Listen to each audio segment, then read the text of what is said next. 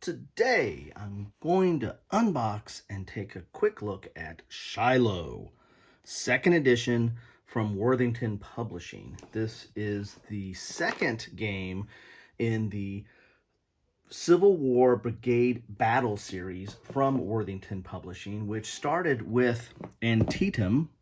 This is the second edition, and I did an unboxing of that, and we'll do a gameplay or after action or something on that when I get a chance. I wanted to get all these out of the box first just to show you, and then I'll start playing. That's a problem I'm having these days. I'm doing more videos and less playing, and I've got to do more play. The third in the edition was the 7 Days Battles, and this has 4 battles in it, and which is very interesting. And I did an unboxing of that as well. I'll put a description of this and of Antietam in the description down below. But this was the second edition, or the second in the series, and this is the second edition of Shiloh. Both Antietam and 7 Days Battles I got from Worthington Publishing. I want to thank Grant for that. Very, very kind, too kind. And again, I want to do some more coverage on those. But just looking at those prompted me to want to pick up Shiloh, not only because the game system looks very accessible, the game components and the like are very high quality. So all those things told me that, yes, I probably need to take a look at Shiloh. Also, Shiloh is a very interesting battle in the American Civil War. It's the first really true bloody battle. Up to that point, it's the bloodiest battle in the Civil War up to its point, right? There were bigger and badder and bloodier ones after it, but this one really, to some extent, kind of shocked the conscience of the American psyche, or the Union psyche, at least, on how devastating this war was going to be.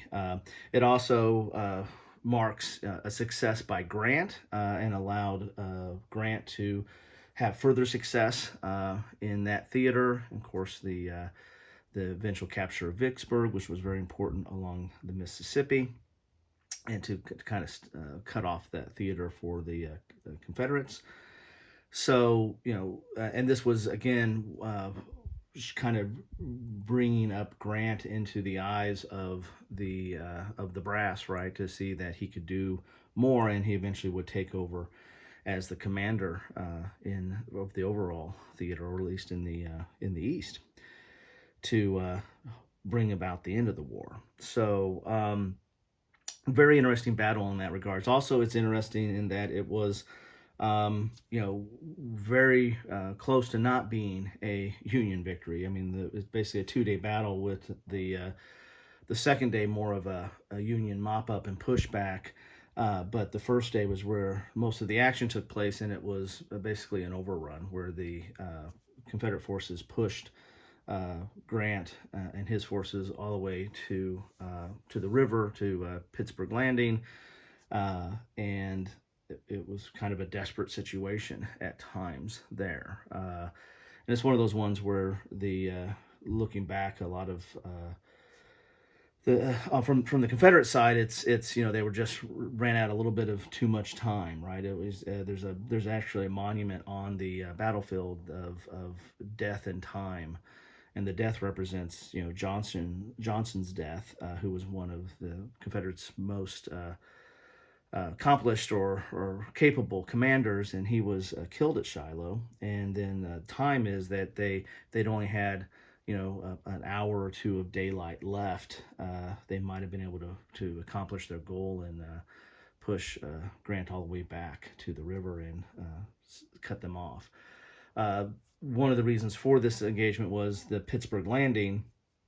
That's where Grant's forces were coming in, and that was kind of the staging point to go further south in this theater. And they wanted to, the Confederate forces kind of wanted to cut that off, and so they wouldn't have that kind of launching point there.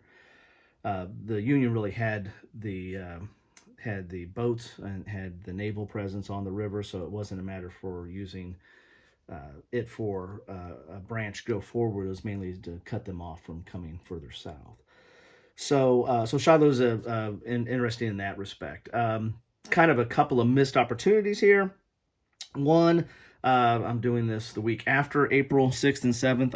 I could have done this. I ended up getting this late that week. I could have done this unboxing on April 6th and 7th, and you know how I like to do special days and like to do that. So I kind of missed that opportunity because I had other stuff going on and I already had other stuff filmed and ready to publish.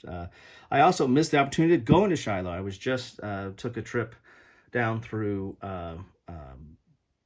Nashville and on down to Tuscaloosa just over spring break to look at some colleges and what have you, and spend some time with my family. And we drove by Shiloh, but the time was such that we just didn't have time. They were not as interested as I was. Can you imagine that? But we didn't get over there. So anyway, missed opportunities, but I will get there. I guarantee it. I will get there at some point. Here's the back of the box. As you can see, 2 players, 4 out of 10 difficulty. I tend to think that that's probably pretty accurate. Ages 14 plus, victory within 3 to 4 hours, so it's not going to take a lot of time.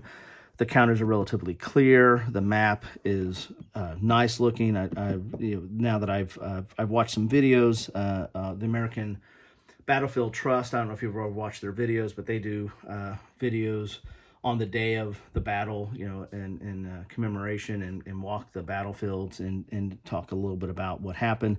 And I watched a pretty long segment about Shiloh, so I got a little bit more familiarity. So I was just, if I'd have went there before watching that video, I wouldn't have been as prepared. So now I'm prepared. So as you can see, this is volume 2 in the Civil War Brigade series. All these series use the same set of rules, and then there are specific rules that for that specific battle or battles in the case of the 7 days, and will contain the scenarios as well. So let's get inside here. Enough of me drolling on. Let's get into what is in the box because you want to see that.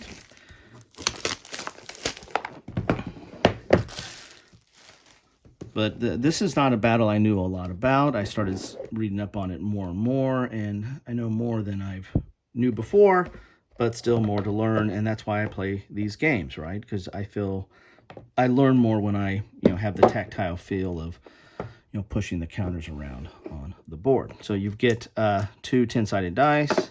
You get a bag of baggies. Now these Worthington's current games, or for some of their other game systems, they use a counter tray. These they don't, I think, because the maps are, they're mounted maps. There's not a ton of counters, but I think they provide baggies that you can deal with it. So there's no way you could get a counter tray in the 7 days battles because those maps are just too thick. So there you have it. This is the Shiloh playbook. You get 2 of these so that, because you got 2 players, right? So each to their own, right?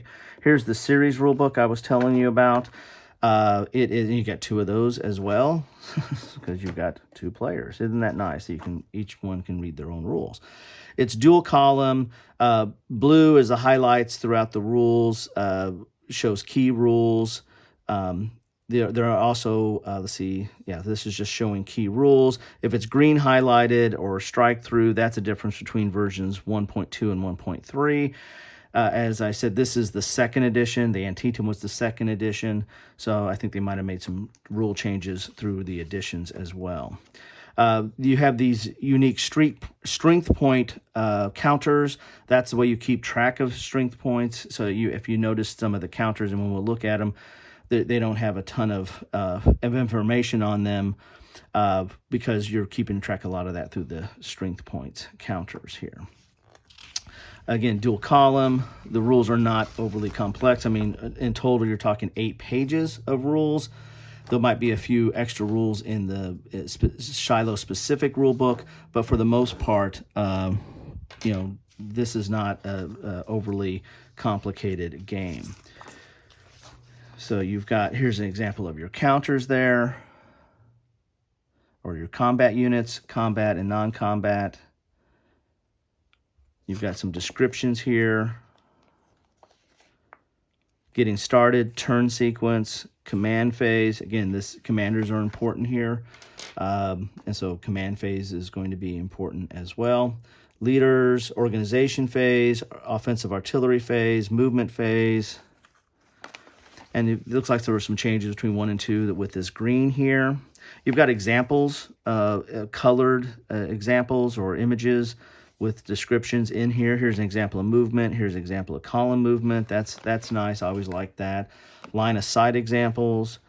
Here's a combat example. A couple of frames on that.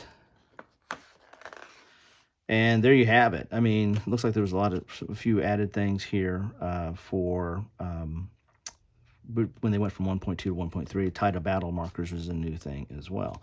So 8 pages of rules. I mean, that's for most of us, that's nothing. You know, we do that in our sleep. So here's a playbook here. Again, this is 8 pages, and it also has a chart on the back here, your movement, morale, fire range, and combat results table. And it's you've got designer notes, you've got strategy, you've got what ifs of the battle. So that's always kind of interesting. Some history there. You've got your, and then this is your scenarios. So as far as new rules is concerned, you've got, looks like maybe 2 pages, really a page and a half of rules that are unique to Shiloh. Because you have these Union gunboats, as I said, they had the river. And Union Alert. Yeah, there was a lot of camps. I mean, that was what there's somewhat of a dispute in history. I mean, some of the accounts were that, you know, the Confederate soldiers overran the Union camps and they were bayoneting soldiers in their beds, right, as they slept, or really caught them unawares. There's other accounts that really wasn't the case. I mean, they did attack very early. I mean, it was like, I think at dawn. But it wasn't as much of a, you know, catching them completely unawares as you might think. So a little bit of dispute in some of the history there. And then you get your scenarios here. Scenario 1, April 6th. Scenario 2 is the entire battle, it's the full battle. So this is the first day, which was most of the action, or at least the determinative action of the battle was on day 1. Then you have the full battle here, and I don't think there's a day. The day 3 or the second day was again more mop up. I mean, the Union got their reinforcements, and you know, they were able to push back, and it wasn't as much of a fight on the second day. Then you have your player aid charts, which it has that chart that's on the back of the rules there. And you also have a terrain feature chart as well. So very nice, thicker stock here. Somebody pointed out to me when I did on my 7 days battles video that the player aids that were in 7 days battles were Shiloh. So it was these same ones. So I don't know if I can just use this. I imagine I can use the same. The terrain chart might be a little different. I'd have to check on that. Anyway, so I don't know if I looked on their website. I didn't see how you get a hold of the new version. So I'm not sure about that. That's something I just have to look into. You get your counters here. Those are those strength point counters. And the nice thing about Worthington counters, they're pre-rounded. I'm not a clipper by trade, so I like that. They punch out very nice, very easily. So here's your strength point counters, a lot of those. So quite a bit of administrative type counters here. Here's routed, and they're double-sided, as you can see. Then you get into the counters proper. Here are your Confederate forces. Here's Johnson, who will be lost in this battle. For the Confederate forces, you've got some administrative force counters here, and some marking casualties, turns, and date here. Again, these are double-sided, as you can see there. Then you get the Union forces here. You have Grant, Buell, who was coming as reinforcements. You have Lew Wallace here, who is of Ben-Hur fame. He's the one that wrote Ben-Hur. So, and you've got the camps here. You have the Lexington and Tyler. Those are the gunboats. So you have this camps, and that's a special rule for this scenario. You have some what ifs here. I think this is for the what if scenarios, maybe. There's Sherman. I think we all know and heard of him. So you've got quite some major players in this battle here. Another reason to make it interesting. See, the counter just popped right out, just flipping it over. So this they come out very, very easily, very nice, and there's a good thickness to them there. Then we get to the board. They're popping out, just putting them down. So they want to be played. That is a sign of a good game when the counters fly out because they're screaming, play me. Let's get the map out here. Ooh, long map. Ooh, got it upside down. I might show it this way so that we can, so you can see the, show it long ways so you can see better of what we're talking about here. So we've got the Tennessee River down below here, right here. So this is Pittsburgh Landing right here. So this is where was kind of the staging area where the Union forces had landed, and then we're going to be pushing out further south. They had their gunboats along here. You had some stragglers along the side here. And then you had the Confederate forces coming from coming down, is the way you're looking at the map, from the top of the map down towards the Tennessee and pushing them back here. We see some key points on here. Well, you've got, just talk about the board, and it's a nice mounted board here. It's bowing a little bit, but I find that these maps sit down pretty easily over time. You've got your turn track up there. That's like your general track where you're going to keep track of casualties and stuff. You've got your turn, which is, of course, you're progressing through the day. It looks like there's some night turns on there as well. If you're playing the full battle, I guess you'll have the night turns. You've got combat results table on the board. You've got movement chart, morale chart, and straggler recovery table. There was quite a few stragglers. There were some stragglers around Pittsburgh Landing, but then with the overrun of the camp, there was some disorientation. So there was leadership in trying to rally your troops and get them to turn and fight. Turn back and fight was part of the battle as well. Let's take a look at some of the key areas here. Grant's headquarters was right around here during the battle. Let's go in for a little bit more here.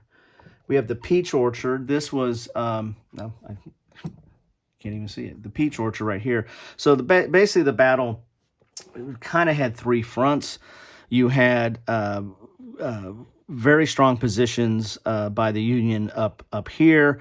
However, they got outflanked. They did not get overtaken from a direct attack because they had a superior position. However, they got outflanked, so then they were pushed back. The center got pushed back, and the center became known as the Hornet's Nest, an area that got completely surrounded and usually gets a lot of the treatment of talking about the battle. If you talk to some historians, though, they thought it was, some of the heavier fighting on the on this side of the battlefield should get more treatment because it was where it's where the Union forces really held out and pretty much saved the day. And it was on this side of the field that Johnson was lost. But if the Confederates were able to outflank and come up this way, they would have been able to cut off Pittsburgh Landing and possibly Pittsburgh Landing right there. They would have come up this way, and they would have been able to secure the day. So the Peach Orchard and some battles around here are just as important as anything that happened in the Hornet's Nest, which is right around in here. Here's Bloody Pond. As you can see here, that's a key feature, or at least from historic reference, fame, and the like.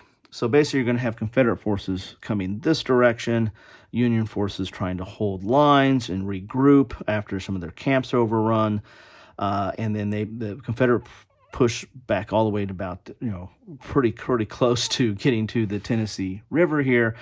And then, but they run out of daylight, and so the next day it's just a mop up, right? It's just pushing everything out because they've kind of spent their opportunity.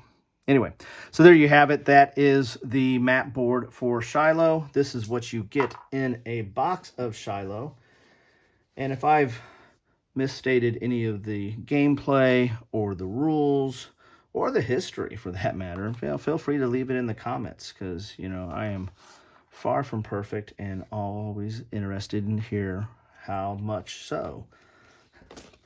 Here's your player aids. You got your 2 playbooks, and I'd like to know what you think about this game, either this game specifically or this series, or Worthington Publishing in general. The fact that they give 2 rule books, they give mounted boards, they have pre-rounded counters, that the rules are not overly complex for most of their games. Anything that you want to talk about in that regard, that's fair game, and love to hear it from you. Anyway, that's what I have for you today. Shiloh, the second in the Civil War Brigade series, or the Civil War Brigade Battle series, I should say, from Worthington. I need to get these to the table and get some gameplay, at least on Antietam in 7 days, out of appreciation for Grant sending me them. So anyway, take care. Thank you so much for stopping by. And the best way I know you stop by is by leaving a comment about anything we talked about or what's on your mind. Just keep it civil. Take care.